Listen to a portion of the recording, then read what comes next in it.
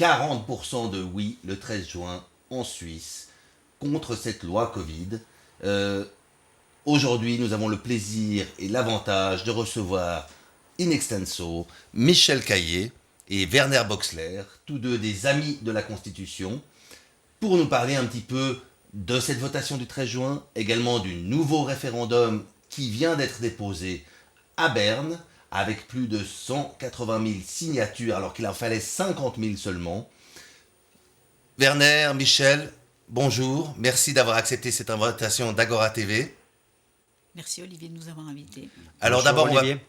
on va peut-être parler du 13 juin. Ça a été une grosse campagne, une nouvelle association, l'association des Amis de la Constitution, qui sont là pour défendre la Constitution, un nombre de membres qui n'a pas arrêté d'augmenter, un travail de terrain très engagé par des Suisses, des gens qui aiment leur pays, qui ont voulu vraiment mettre en avant ce choix politique de pouvoir poser un référendum. Et puis ensuite, toute une campagne qui a été faite, qui a été menée vraiment manu militari, si j'ose dire, par le coprésident, et beaucoup d'interviews qui ont été faites aussi par Michel Caillé en tant que juriste auprès de la presse. Finalement, dans ce débat, le résultat, on l'a vu, le oui n'a pas tout à fait passé, mais il y a eu quand même 40% de Suisses qui sont se prononcer contre cette loi Covid. Est-ce que les enjeux n'étaient pas biaisés un peu? Est-ce que les armes n'étaient pas un peu inégales lors de cette campagne? Alors, merci de poser cette question parce qu'effectivement, la population n'a pas été informée de manière correcte. Donc, effectivement, ils ont voté pour cette loi, ou plutôt contre cette loi du 20 septembre 2020, mais cette loi, qui était une loi urgente, a subi des modifications. Or, dans le livret rouge que les personnes ont reçu à la maison pour voter, les modifications n'y figuraient pas. Et ces modifications étaient de taille puisqu'elles concernaient les pleins pouvoirs du Conseil fédéral, le traçage universel et le fameux certificat sanitaire. Donc il y a certainement une grande partie de la population qui n'était même pas au courant qu'ils allaient voter pour ou contre ces trois articles. Donc effectivement, ça a posé un grand problème.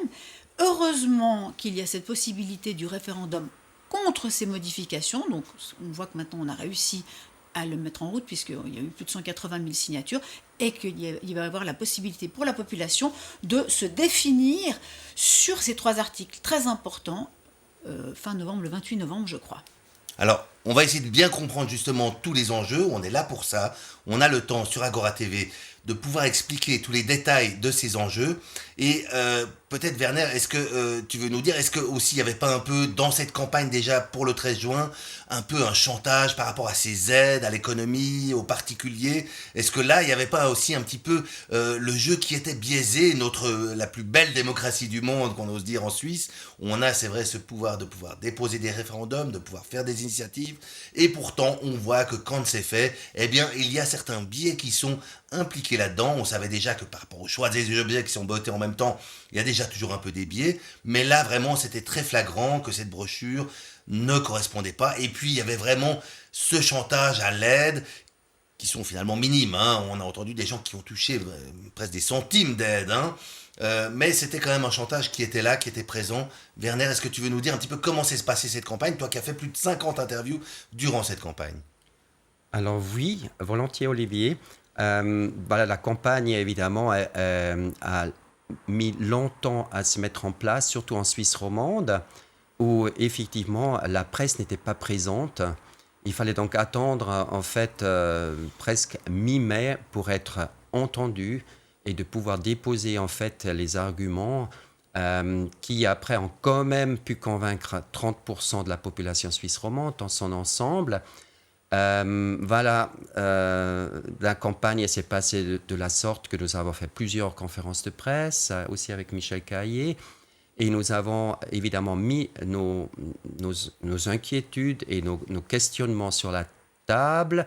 Il faut dire que c'était difficile d'aller contre vent et marée, contre le gouvernement, contre le Parlement, et aucun parti nous a soutenus.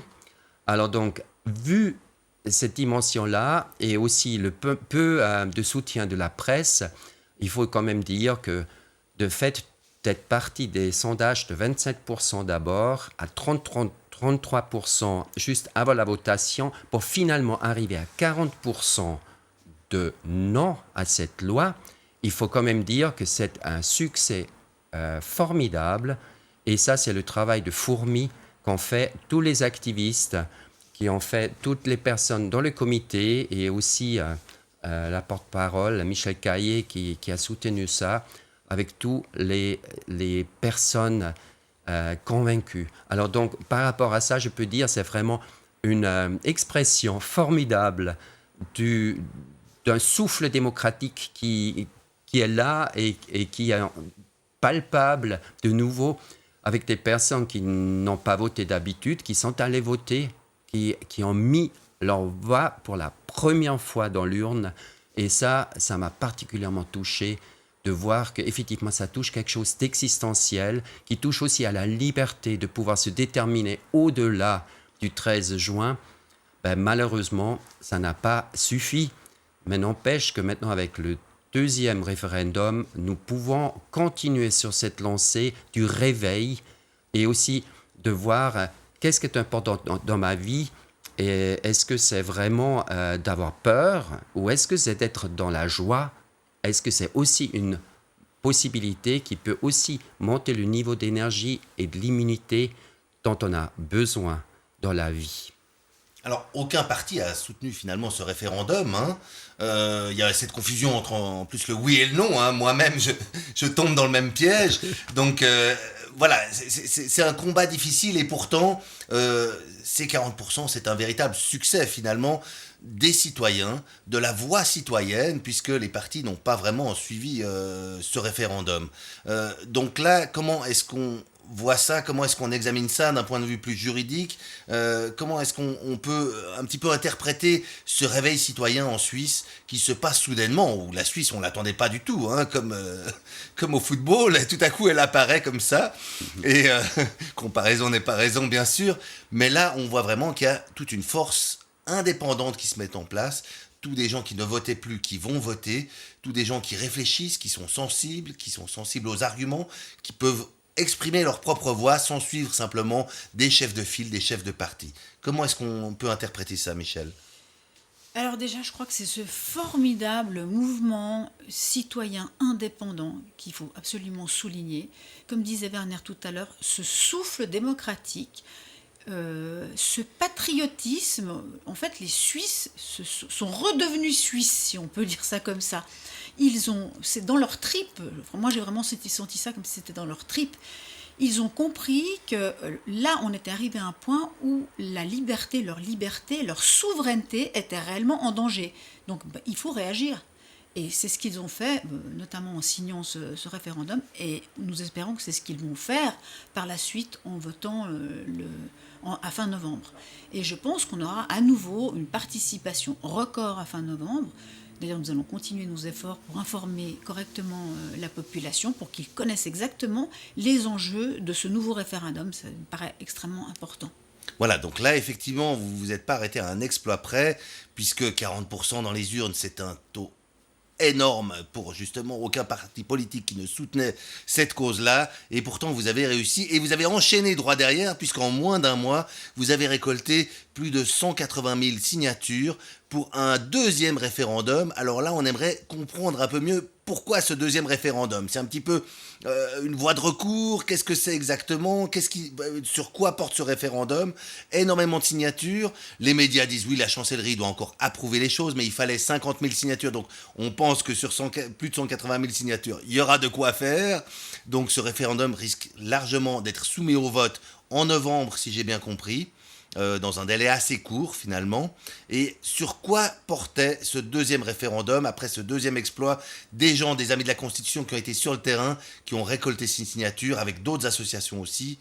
Est-ce que Michel, peut-être tu peux nous parler des choses pointues et spécifiques par rapport à ce deuxième référendum ? Alors oui, par rapport à ce deuxième référendum, on a vraiment 3 articles phares. Le premier qui est l'article 1A, qui confère au Conseil fédéral les pleins pouvoirs en matière sociale et économique. C'est-à-dire, matière sociale et économique, c'est toute notre vie, tout simplement. Donc en fait, on autorise le Conseil fédéral à prendre des mesures par rapport à cette crise sanitaire, telles que on les a déjà vues pendant les... On met en place des mesures, des gestes barrières, etc., etc. Et bien tout ça, en fin de compte, le Conseil fédéral, on lui laisse les mains libres pour faire un peu ce qu'il veut.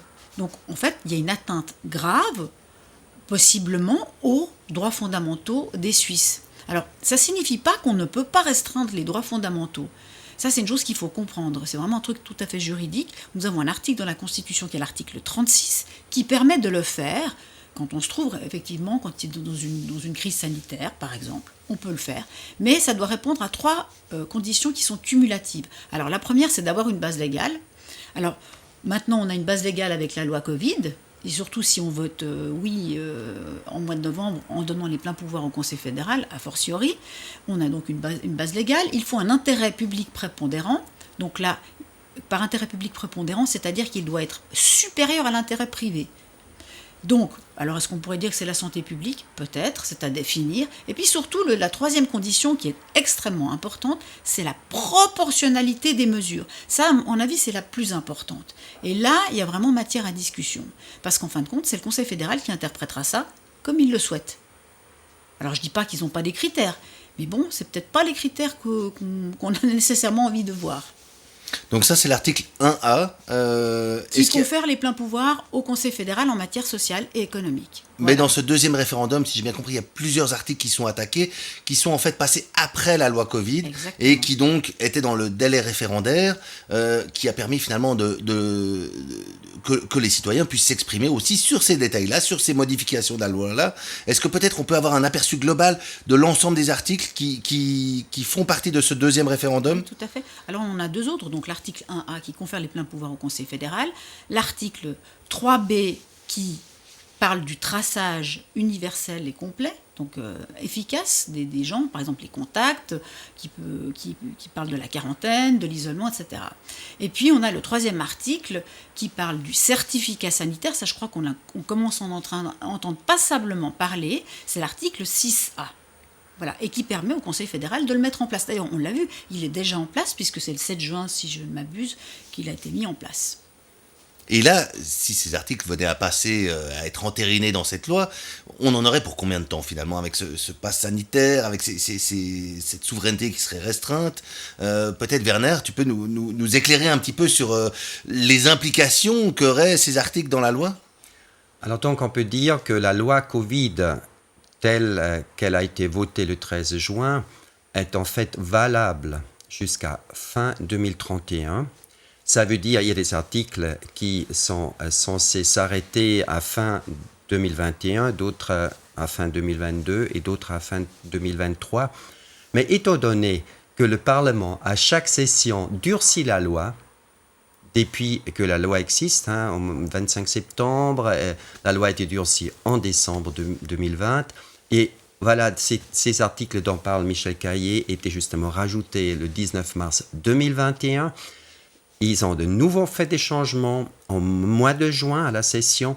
Donc, on peut s'attendre à que les délais de ces articles soient remaniés à chaque session d'une manière ou d'une autre. Ça veut dire on est sûr de rien. Et la particularité de la loi Covid, c'est qu'elle est urgente. Et ça permet à pouvoir décider au Parlement. Et la mise en vigueur, c'est le lendemain du vote. Donc, nous, avec le deuxième référendum, on court en fait derrière la dimension qu'on est en train de voter sur quelque chose le 28 novembre, qui est déjà rentré en vigueur avec le certificat sanitaire le 7 juin. Alors, on peut se demander ce que ça a au commun avec une démocratie directe et avec le peuple souverain qui a le premier mot et le dernier mot. Là, en fait, aussi bien le Conseil fédéral que le Parlement sont en train de court-circuiter la démocratie directe à un point très, très névralgique et d'une manière inacceptable, car l'ensemble de ces lois, de ces articles, peuvent être réglés d'une manière ordinaire. Et voilà, donc pour répondre à la question, on ne sait pas exactement jusqu'à quand chaque article va être valable. Et c'est un petit peu l'auto qu'on est en train de jouer. Il y a un patchwork déjà, c'est une loi patchwork. qui est conçu par le Conseil fédéral.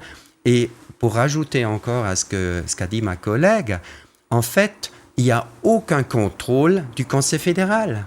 Il n'y a aucune validation. Il peut déterminer les critères et les valeurs des restrictions et aussi des ouvertures, aussi bien pour la vie économique, et là, tenez-vous bien, aussi pour la vie sociale.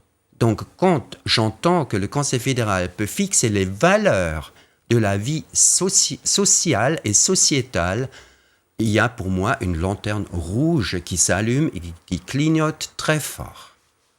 C'est ça, on a parlé de proportionnalité, c'est toi qui as parlé de proportionnalité, Michel, et ce pass sanitaire, ce certificat sanitaire, ce pass Covid, il a tous les noms qu'on veut, mais aujourd'hui, est-ce que c'est vraiment quelque chose qui est proportionné ?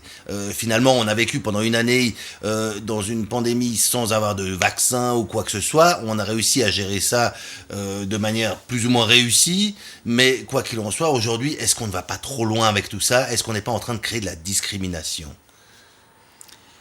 Alors c'est exactement ça. Effectivement, ce certificat sanitaire, en quelque sorte, crée une discrimination entre les individus, puisqu'il permet à certains individus d'avoir accès, par exemple, à certains événements ou d'avoir accès à certains lieux, et pas aux autres qui ne le possèdent pas. Donc là, on est vraiment complètement contraire à l'article 8, alinéa 2 de la Constitution, qui interdit l'inégalité de traitement. Donc on crée une inégalité de traitement entre les individus. En outre, il faut rappeler qu'en droit suisse, il n'y a pas d'obligation vaccinale. Donc le fait de permettre à certains individus, grâce à un certificat sanitaire qui attesterait de leur vaccination, de pouvoir accéder à certains lieux, finalement crée une pression sur ceux qui décideraient de ne pas se vacciner, puisque ce n'est pas obligatoire, il faut le redire, et qui finalement, ça devient une obligation déguisée de se vacciner pour pouvoir avoir accès en fait à ses droits fondamentaux, c'est-à-dire par exemple la liberté de réunion. Si vous voulez aller à un concert où il y a 1000 personnes, vous devez présenter votre passe sanitaire. Ça signifie justement que votre liberté de réunion, elle est mise à néant si vous ne possédez pas le passe sanitaire. Alors, pourquoi pas pendant quelques mois, le temps que ça se tasse, mais la question c'est combien de temps ça va durer ? Est-ce que ça va vraiment s'instaurer ? Et puis finalement, la pression sociale aussi que ça crée, que ce soit parmi les amis, que ce soit parmi la famille, que ce soit parmi aussi le travail, puisque maintenant les soignants sont mis sous pression aussi à ce niveau-là. Donc est-ce qu'au niveau emploi, est-ce qu'au niveau économique, aussi pour les entreprises, parce que ça devient difficile de savoir qui accepter, comment, quoi, etc. Donc, est-ce que là, il n'y a pas une pression un petit peu disproportionnée par rapport à ce certificat sanitaire qui est mis en place ici ? Donc, il y a une pression qui est mise en place quand je prends l'exemple d'une éducatrice de la petite enfance. Si elle décide de ne pas être vaccinée, à chaque fois quand il y a une alerte, à chaque fois quand il y a quelque chose, un cas positif dans les environs, elle devrait se mettre en quarantaine. Elle est donc écartée du marché du travail pendant le temps de la quarantaine. Et donc, ça péjore en fait sa situation sur le plan de l'emploi. Car une directrice d'une crèche ne veut pas tout le temps devoir remplacer des personnes qui sont malades. Après, j'ai aussi envie de parler du changement de paradigme qui s'actionne dans notre société. Ça veut dire il y a effectivement jusqu'à présent, il y avait la présomption de santé. On part du principe que quelqu'un qui n'était pas malade était en bonne santé. Aujourd'hui, il y a donc ce changement de paradigme dans le sens-là que nous sommes tous soupçonnés d'être porteurs d'un virus dangereux.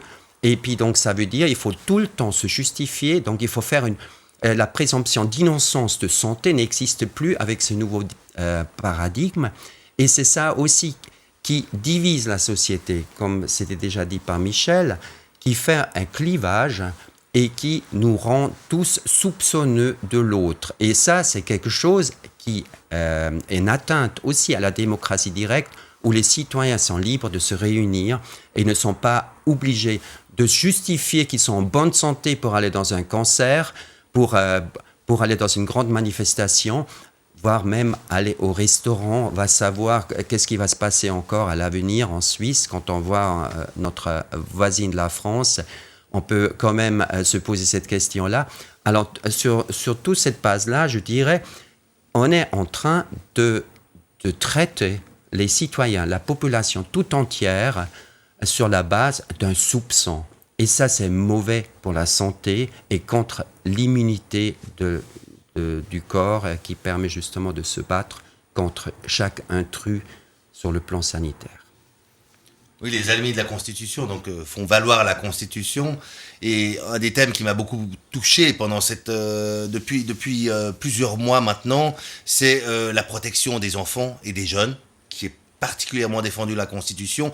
Et là, on les a vus être obligés d'aller à l'école, porter des masques toute la journée.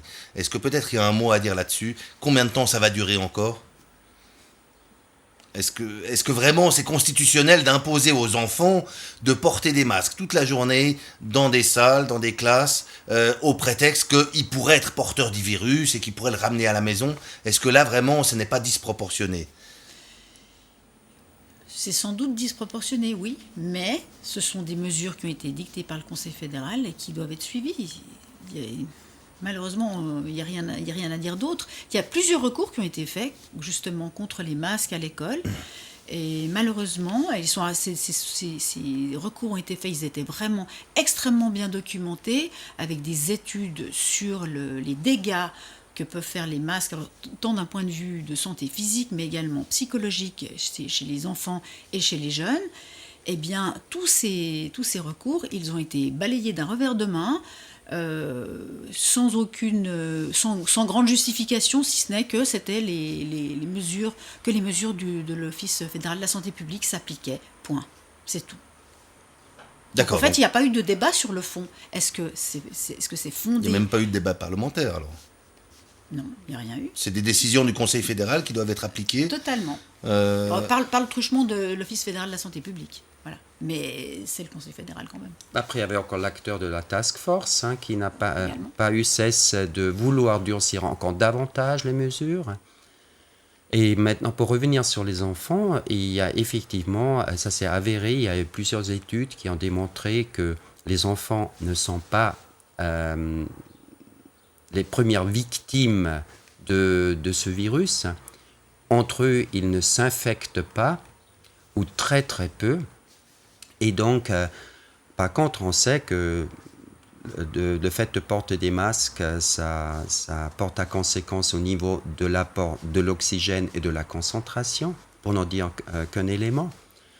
Donc maintenant, de vouloir aussi rendre indirectement, inciter les enfants de se faire vacciner à partir de 12 ans, ça nous amène à un autre problème, et c'est en fait l'autorité parentale. Si un parent ne peut plus décider pour son enfant s'il se fait vacciner ou pas jusqu'à l'âge de la majorité, à ce moment-là, on enlève aux parents une partie de sa responsabilité.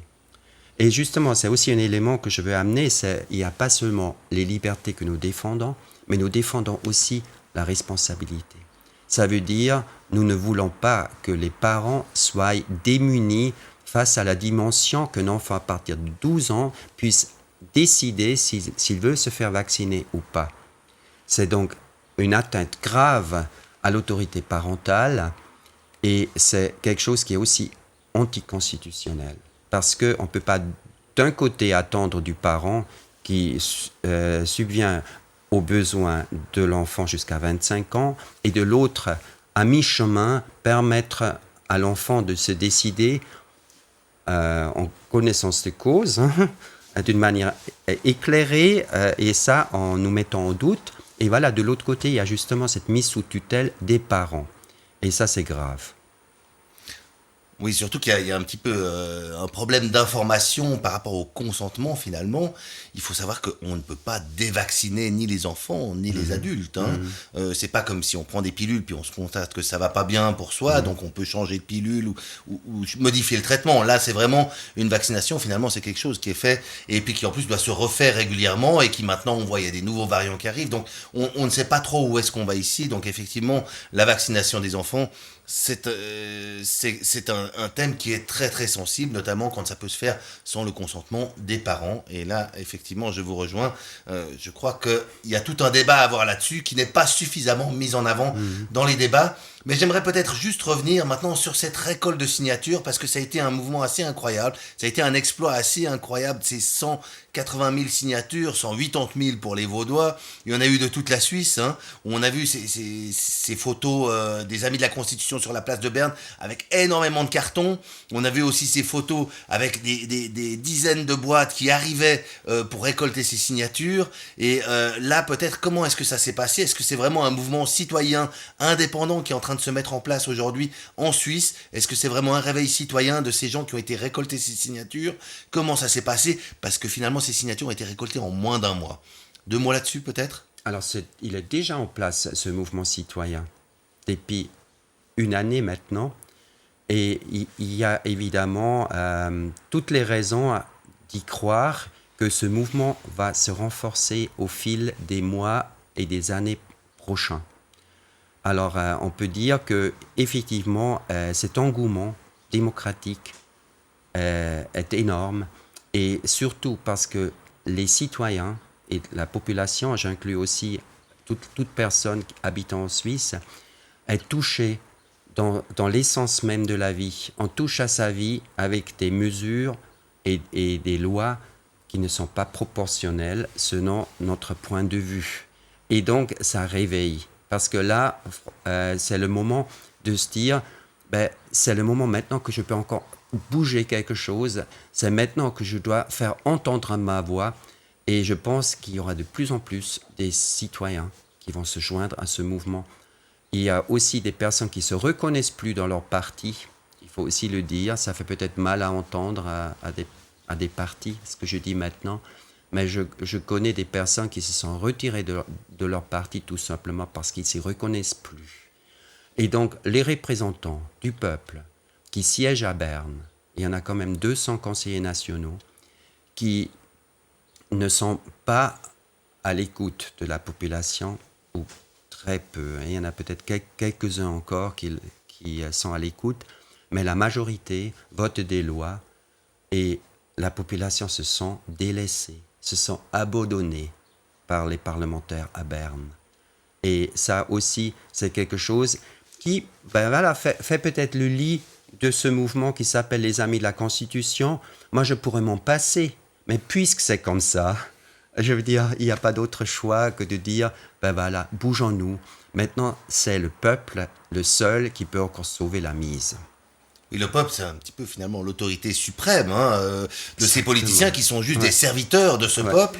Et là, le peuple, visiblement, en a marre, a décidé de prendre, lui, le bâton de pèlerin, de faire les choses. Et maintenant, donc, on va se préparer à voter une nouvelle fois sur ces 3 articles que tu as expliqués tout à l'heure, sur cette loi Covid. Donc ça, ce sera en novembre, c'est ça ? Le 28. 28 novembre. Ouais. Et d'ici là, donc, il y aura une grande campagne de la part, je pense, de Werner, de Michel, des Amis de la Constitution en général, pour un petit peu faire entendre ses arguments. Comment ça s'est passé cette première campagne jusqu'au 13 juin? Comment vous prévoyez la prochaine campagne? 2 mots là-dessus peut-être? Alors nous allons évidemment commencer plus tôt. Pour la première campagne, on était un petit peu pris de court. Il faut aussi dire que c'était notre première. Là maintenant, on a pris la poêle de la bête, comme on dit. Et donc, c'est clair que nous avons certainement un mois plus de temps. Ça veut dire qu'on va s'y mettre déjà au mois d'août pour commencer cette campagne, pour informer la population des enjeux de cette votation. Et je pense que ça va beaucoup faire avancer le schmilblick dans le sens là que quand les enveloppes arrivent, les gens seront déjà informés. Et c'est ça ce que nous voulons obtenir. Avec la presse officielle, je pense aussi beaucoup avec la presse alternative, car nous avons bien vu que ça a du mal à prendre auprès de la presse officielle. Alors, Justement, donc, oui, ouais, la presse, comment s'est passée ouais, un petit peu cette première ouais. campagne et comment vous prévoyez d'engager cette deuxième campagne? Au niveau de la première campagne, vous avez l'impression d'être soutenu par la presse, d'avoir un petit peu des temps de parole idéaux et identiques, ou bien au contraire, vous avez été un peu poussé de côté, on vous a laissé parler parce qu'il fallait bien vous laisser parler. Quel est un petit peu le feedback, le retour par rapport à la presse dite mainstream? Alors je crois que surtout dans le début de la campagne, on a vraiment été mis de côté, hein. On n'a pas été invité aux émissions où on aurait dû être invité, puisque tous les autres partis y étaient conviés. Et en seconde partie, je dirais vraiment vers la fin, là on a été un petit peu plus écoutés. Ce qui fait que effectivement que ces 40% de non, c'est d'autant plus extraordinaire avec le peu de soutien que nous avons eu, enfin de temps de parole. C'est même pas, on ne demandait pas un soutien, on demandait un temps de parole à la presse mainstream que nous n'avons pas eu. Et puis il y a eu deux, trois petits reportages, mais vraiment qui ne parlaient jamais du fond, mais juste un peu des Amis de la Constitution, une petite association comme ça. Enfin donc c'était même un peu dévalorisant, on peut le dire. Alors je pense que maintenant pour cette deuxième campagne, les médias également ont pris conscience de l'importance du mouvement. Plus de 180 000 signatures en si peu de temps, je vais le répéter, c'est historique, c'est un truc qu'on n'a jamais vu. Ça signifie que les gens ils sont capables de se mobiliser, ça signifie qu'il va falloir compter avec ce mouvement citoyen indépendant que sont les Amis de la Constitution et qu'on ne peut plus les mettre de côté, maintenant il faut les écouter. En tout cas, bravo. Là, on sait que l'actualité, Macron a parlé dernièrement, Emmanuel Macron, donc le président de la République de France, a parlé dernièrement de rendre l'obligation vaccinale pour les soignants. Disait à demi-mot que l'obligation vaccinale, c'était pas pour tout de suite, pour tout le monde, mais qu'enfin, bon, c'était une incitation très forte, et puis qu'on risquait quand même d'y arriver suivant l'évolution des choses. Ici, en Suisse, on a ces outils, un petit peu, qu'est-ce on peut tirer comme leçon par rapport à ce qu'on a entendu en France, par rapport à ce choc, finalement, qu'on a eu directement, où les gens étaient un peu surpris de cette allocution et de ces mesures qui sont prises, qui sont quand même drastiques, car on le rappelle quand même, le vaccin, on n'a pas beaucoup de recul encore dessus. Alors effectivement, c'est pour le moins choquant dans la mesure où ce vaccin est quand même en phase 3, c'est-à-dire que c'est un essai clinique qui se passe au niveau planétaire. Donc ce que les gens doivent savoir lorsqu'ils vont se faire vacciner, d'ailleurs c'est leur droit et leur choix de se faire vacciner, en Suisse justement on a cette liberté vaccinale, donc si vous souhaitez aller vous faire vacciner, allez-y. Si vous ne souhaitez pas, vous n'avez aucune obligation. Ça, il faut vraiment bien le comprendre. Ce vaccin, il est encore en phase expérimentale. Ça signifie que lorsque vous y allez, vous êtes des volontaires. Ça, il faut bien le comprendre. Donc, vous devez vraiment donner votre consentement libre et éclairé. Quand on dit libre, c'est qu'il ne doit y avoir aucune pression. Et quand on dit éclairé, c'est que vous devez avoir compris toutes les conditions qui se rattachent à ce vaccin.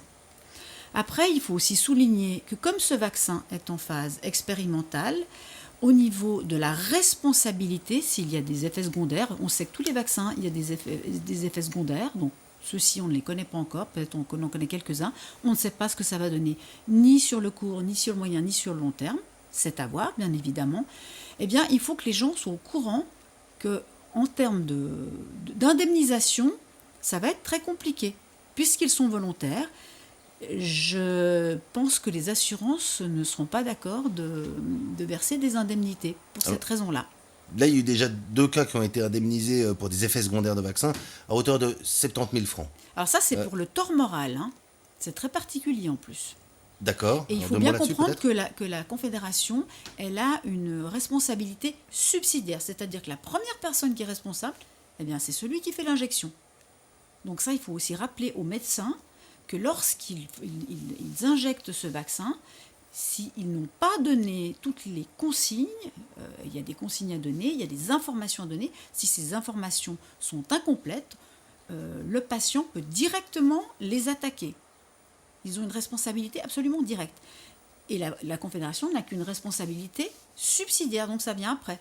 Alors parlons même pas des fabricants, parce qu'eux, ils ont tout de suite dit qu'ils n'avaient aucune responsabilité puisque le vaccin était en phase 3. Point, c'est tout. Et là, aujourd'hui, quel est le message qu'on peut dire à nos amis français? On est en Suisse, on a un petit peu cette chance du référendum qui a été saisie finalement par les citoyens qui ont monté cette association des Amis de la Constitution. Est-ce qu'il faut dire aux Français de fuir leur pays, de venir en Suisse, de venir rejoindre les Amis de la Constitution? Comment ça se passe? Aujourd'hui, est-ce qu'on peut rejoindre les Amis de la Constitution? D'ailleurs, Werner, toi tu es coprésident de cette association qui, à chaque fois qu'on se rencontre, il y a de plus en plus de membres. Comment est-ce que ça se passe, cette association? Qui peut en faire partie et qui peut un petit peu participer à cette démocratie aujourd'hui de manière indépendante et de manière citoyenne? Alors, je peux dire tout simplement aux Français qui sont les bienvenus de rejoindre les Amis de la Constitution. Alors, nous faisons un plaisir d'accueillir quelqu'un qui habite en France. Après, j'ai aussi envie tout simplement de dire aux Françaises et aux Français de se souvenir de leur formidable potentiel de résistance. Et là, j'inviterais tout simplement que chaque être humain se souvienne qu'il est un être intouchable, qu'il a une intégrité physique et psychique que personne ne peut toucher à sa place. Alors donc, c'est une liberté, un appel aussi à l'aide spirituelle que chaque être humain est. Et là, je dis tout simplement, Françaises et Français, prenez cet outil de la liberté. Vous êtes libre et indépendant. Et c'est aucun président de la République qui peut se substituer à cette liberté individuelle que chacun a et que chacun peut utiliser. Alors je vous encourage à aller dans la résistance et surtout dans le respect de vous-même. C'est un appel très fort. En même temps, c'est vrai qu'aujourd'hui, on parle de passe Covid pour aller simplement au centre commercial, donc pour des besoins finalement presque de base, pour s'acheter des chaussures, des habits, des choses voilà, qui sont vraiment de base, et puis même pour voyager en train, pour voyager en car, donc ça veut dire que ça implique qu'on devra voyager en voiture ou alors juste en vélo, mais les voyages risquent d'être un peu plus longs dans un pays aussi grand comme la France.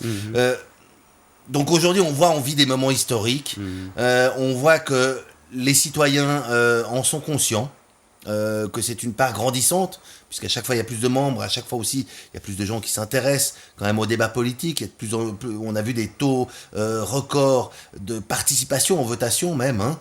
Donc on voit qu'on vit vraiment des moments historiques et vraiment je pense qu'on peut vous remercier, vous deux particulièrement, mais tous les Amis de la Constitution. Il y a tout un comité, hein. Toi tu es le coprésident, toi tu es la porte-parole des Amis de la Constitution. Il y a aussi beaucoup d'autres mouvements, d'autres associations qui se sont mis en place durant cette année Covid, qu'on peut l'appeler comme ça peut-être, qui ont vu émerger des choses qu'on n'avait jamais vues avant. Pourtant on a des problèmes en Suisse qui ne datent pas d'aujourd'hui non plus, qui sont déjà plus anciens, mais là il y a un véritable réveil citoyen qui se fait. Peut-être un mot de la fin, Michel en premier. Eh bien, je vais appeler tout le monde à résister et à reprendre ses libertés. Reprenez votre puissance personnelle, reprenez votre liberté, soyez vous-même. Mot de la fin, c'est la solidarité, la vraie solidarité, où je m'occupe du prochain qui va pouvoir nous sauver. C'est ensemble que nous sommes forts. Il faut sortir de cette langue de bois et aussi dire ce que j'ai sur le cœur et dans mes tripes. Et ça, c'est important parce qu'on peut s'en étonner qu'il y en a encore d'autres qui ont du courage. Et j'appelle donc à ce courage, j'appelle à cette liberté et prenez la vie en main, devenez actrice et acteur de votre vie. Merci vraiment à vous deux, merci à vous tous qui suivez Agora TV et à tous ceux qui s'engagent ici en Suisse et ailleurs dans le monde, car je crois que c'est vraiment le moment de le faire. Nous avons été un petit peu endormis pendant bien longtemps, à tort ou à raison. Tout ça, c'est du passé. Aujourd'hui, demain est ce que nous en ferons. Et nous vous remercions tous, vous ici derrière l'écran et vous ici qui avez vraiment participé activement. Et nous vous disons à très bientôt.